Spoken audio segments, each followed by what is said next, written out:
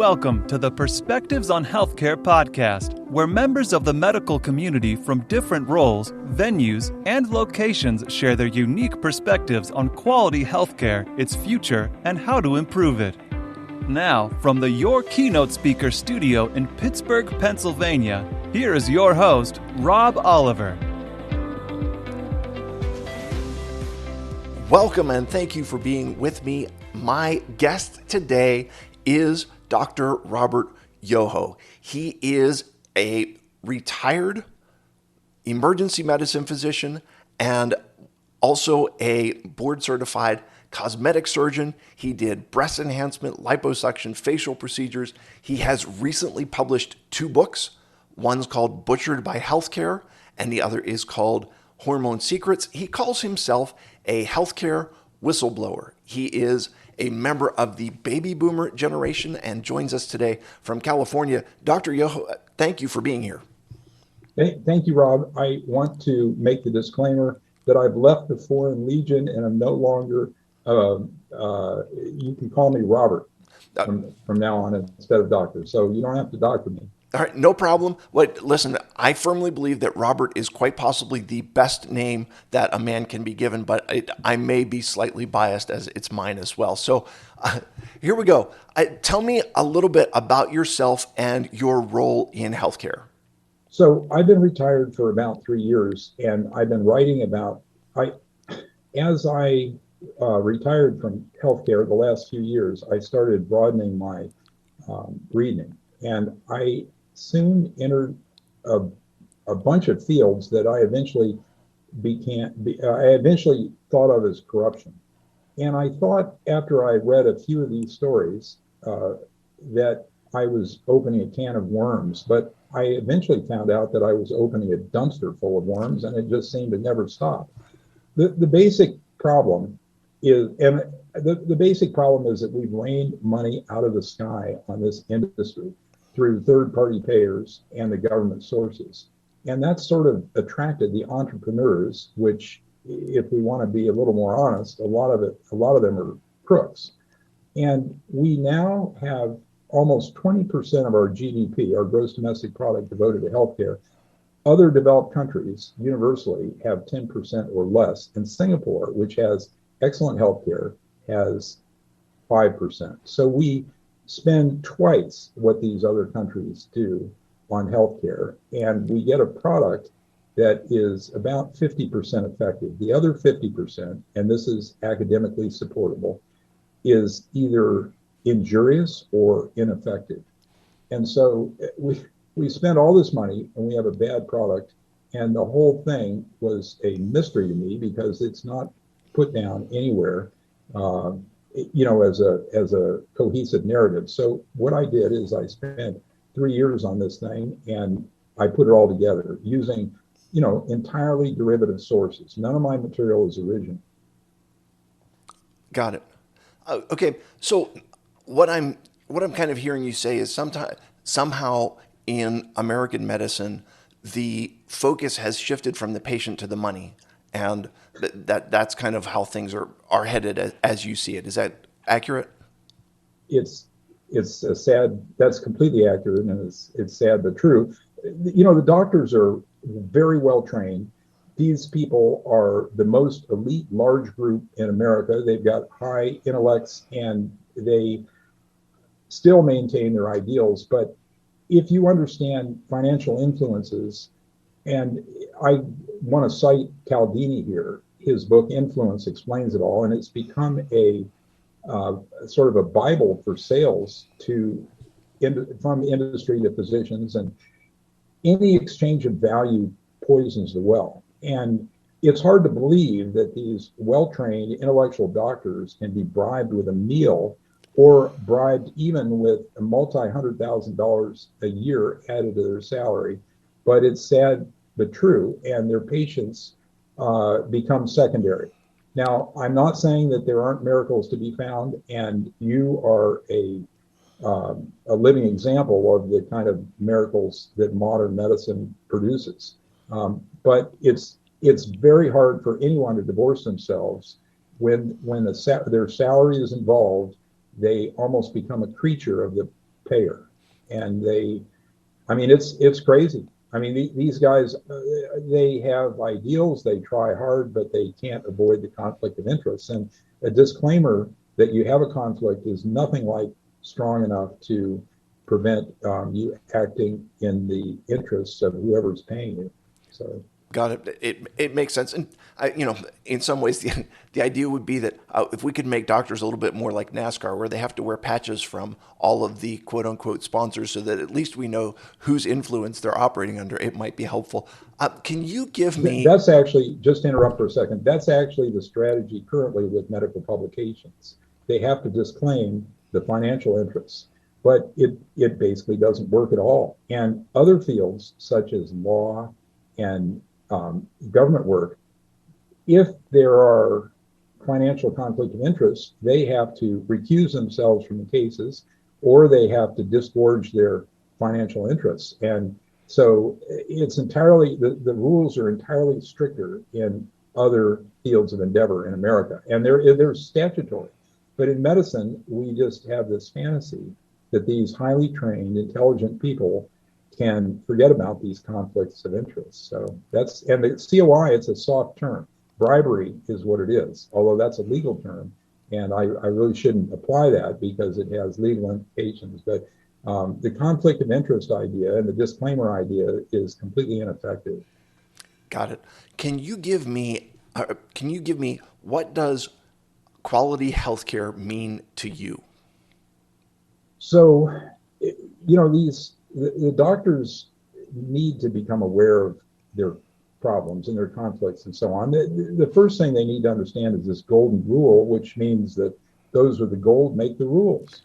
And as I said, anytime any value is accepted, even tiny, tiny gifts, it has tremendous influence. And you probably are well aware that if you can to seduce a girl, you take her out for dinner. And this has genetic exchange of food, has a genetic lock, and it's tremendously persuasive. And at the end of the dinner, you might get something much more valuable than the dinner. So the medical industry basically requires these patents to make their outsized profits. And they are allowed to ruin their own studies to demonstrate either that the competitor is no good or that that their drugs or whatever it is are superior. And Goldacre's book, Bad Pharma, is 10 years old plus, but it shows just how they do it with statistical frauds and all kinds of things. They destroy the evidence for 50% of the studies that show it doesn't work. For example, the human papillomavirus vaccine, they hid 50% of the studies. Japan abandoned the vaccine. We are still using it.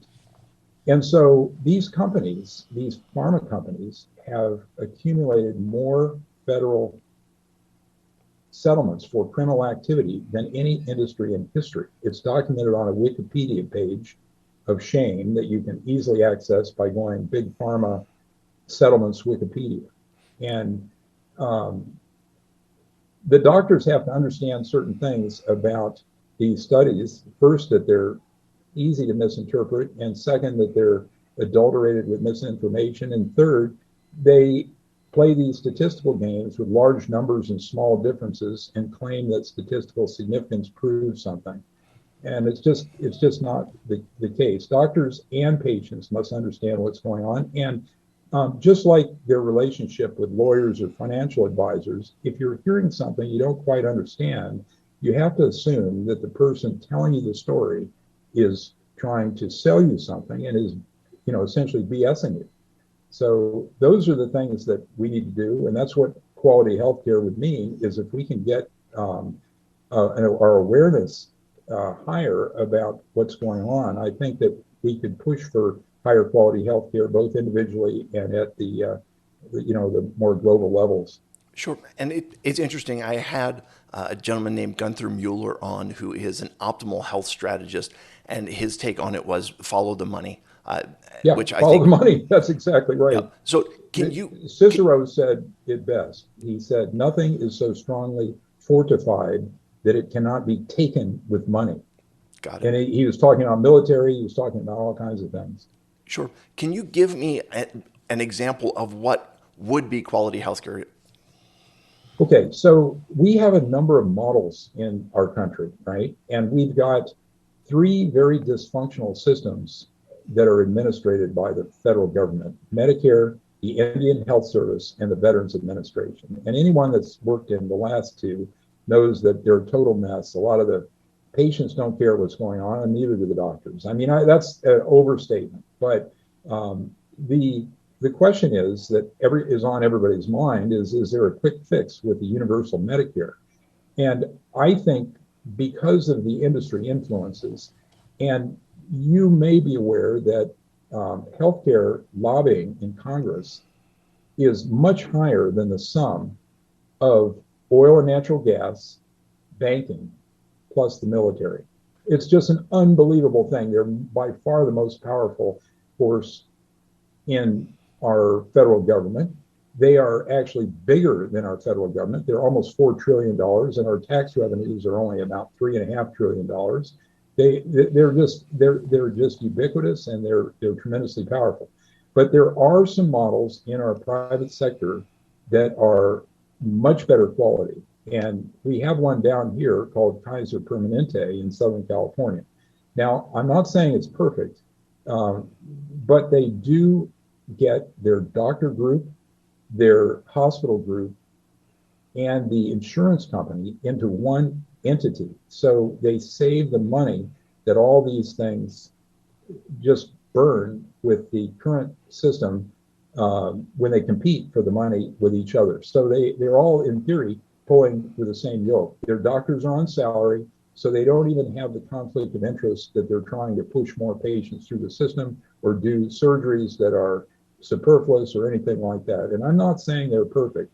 Their problem may be that there may be some internal pressures for them to do less. And of course, if you get everything in healthcare, we couldn't afford it as a nation. So, I mean, there's got to be some cap on the crazy thing. But I think the Kaiser system is certainly it's a reasonable model to examine what the heck to do. And it's just so hard for anyone to get a handle on this thing. And you can't eliminate these people with the enormous amount of money that are throwing lobbying money at the decision makers. So, Yep. What do you wish that people understood about your role in healthcare? And I'll let you take that in any direction that you choose. thanks, Rob. Um, Doctors, my role is to try to spread the truth, and you know, nobody makes any money on this, and it just seems like at 67, I need to do something meaningful. Um, Doctors often understand parts of my story, but just like the old Indian fable, they may have their hand on the elephant's toenail or their hand is on the elephant's trunk, and they understand that part of it. For example, internists frequently know about the studies that show that the angioplasty, which is opening of the little arteries in the heart with a wire and a balloon, is ineffective. And the basic story in two sentences about angioplasty is it saves 1 in 40 people. That's called the number needed to treat of 1 in 40. But it kills about 2.5% of those guys, which is 1 in 40 also. So, and that's in the best case, which is a severe heart attack known as an ST elevation heart attack. In other cases, it's completely ineffective. But in the best case, it's a wash, as far as I can tell from looking at the statistics. Oncology is even worse. Well over half of the oncologist's income is made by retailing cancer chemotherapy drugs. Now, Rob, if you and I were both doctors and I sold you a product and told you to take 25% of the product's sale value for yourself, that would be called capping. It's a federal crime, and we could easily both go to jail. But there is an exception for the pharma companies, and they're somehow allowed to do this. This is a profound conflict of interest. Some might call it a bribe or a kickback, but those are legal terms, and I don't want to go that far.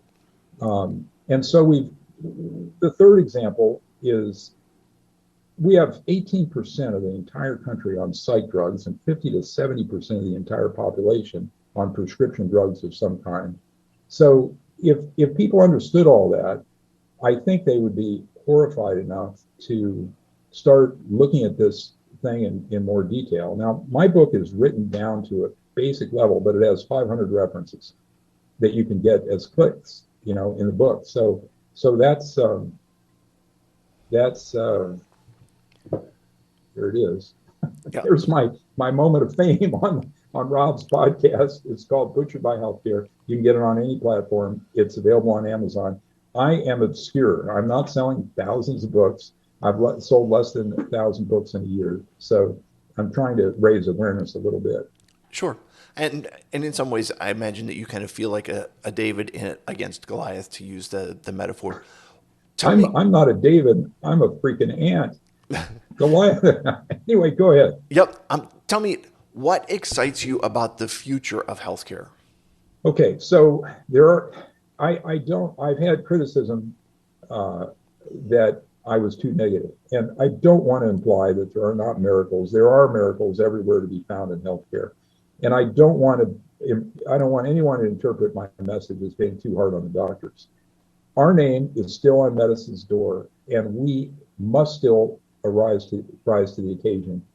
One of the favorable things that has happened with COVID is Trump did an executive order that said that anyone could get a virtual consultation. And now, prior to this, the medical boards were censuring doctors if they didn't do a, quote, good faith exam in person on at least the first visit, and possibly once a year. So, there are many advantages to an exam. I mean, a physician who's experienced can look at a person, just like a veterinarian, without even saying anything.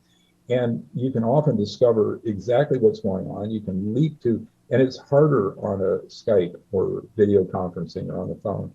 But I think that it's a very positive thing, because what this does is it opens up areas of the country that may not have the best health care to supervision by the top medical centers in the country. And you cannot imagine how much more competitive these physician slots are for Stanford or Harvard. They accept like 1 out of 100 or 1 out of 500 of the very best physicians that apply. And this is a very elite pool.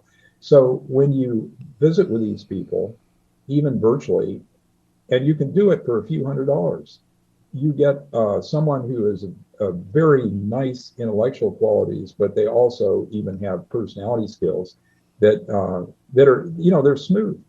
So that's a very positive thing. And I would encourage anyone with a complicated problem to look elsewhere, read online who's the best. The third thing that's really good is we now have these patient blogs, and they can cut through the bullshit and help you figure out what you have and if you have. And the patients are very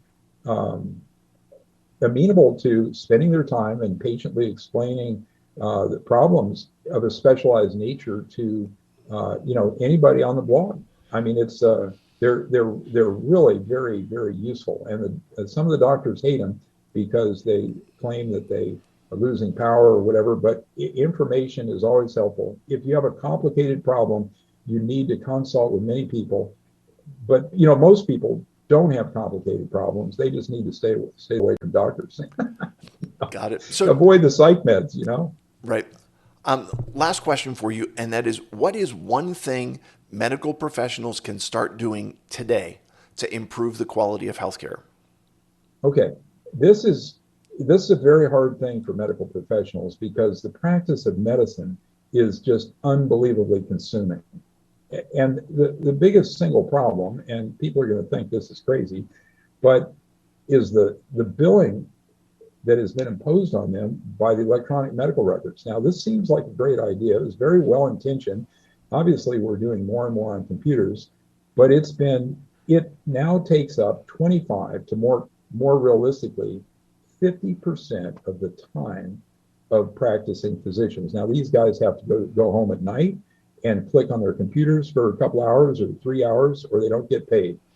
And so the answer to your question is there's no clear path to improvement in healthcare. It may take, because of the powers that are involved, any evolutionary step imposed by the legislature is going to result in compromises that are imposed by the people that pay the legislators. It may take a vast financial disaster to really change things and to make it more reasonable. I think we're long past simple, capitalistic solutions and old country doctor solutions for this thing because it's so expensive. I don't have I have a number of things that would help, but they're basically impossible politically. For example, getting rid of the prescription drugs and making them all over the counter. Now, this sounds crazy to any physician, but when you really examine the issue, it would get rid of drug patents, or certainly make it, it would make it possible for these things to be better evaluated by the consumer rather than the doctor. I mean, if you get sick or feel crappy on a SSRI antidepressant, you're not going to take it, and the doctor's not there to urge you to take it. Sure. We must all struggle to act ethically, to try to keep our patients' interest in the front of the line. But it's just so hard with all these conflicts and bribes. Excellent. Listen, I've heard someone put forward the concept that when things really started to head in the wrong direction was when pharmaceuticals became covered by insurance, because in some ways then patients are not as aware of the cost or aware of anything. But listen, Robert Yoho, thank you so much for being here today. I really appreciate you sharing your perspective on healthcare. Thanks for listening to Perspectives on Healthcare. Visit perspectivesonhealthcare.com to learn more about Rob Oliver or to subscribe so you never miss an episode. If this podcast was valuable, we'd appreciate a review on iTunes. Or if you tell a friend or coworker about the show, that would be helpful too. Join us again next time for more Perspectives on Healthcare.